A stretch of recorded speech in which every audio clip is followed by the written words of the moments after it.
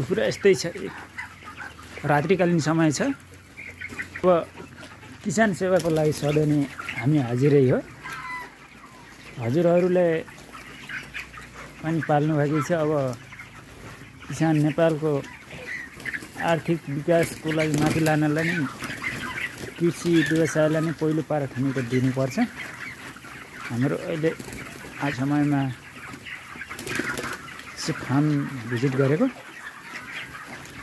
कुखुराहरू आज 22 दिनको राम्रै छ। 1 केजी 500 ग्राम, 1 केजी 400 ग्राम त्यस्तै छ। कता कति फ्याक्टे फुट्टे अलिअलि चिसोले भेटेर मरेछ। अरू चाहिँ सामान्य छ। यो सेमी हाउसमा यस्तै छ कि क्लोज हाउसमा अलि ठिकै, सेमी हाउसमा अलि टेम्परेचर मिलाउनु गाह्रो। अब हाम्रो अल नेपाल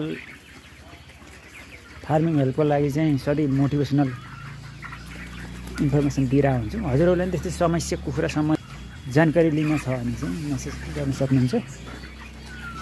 अल नेपालभरिको फार्मरको लागि सधैँ हेल्पफुल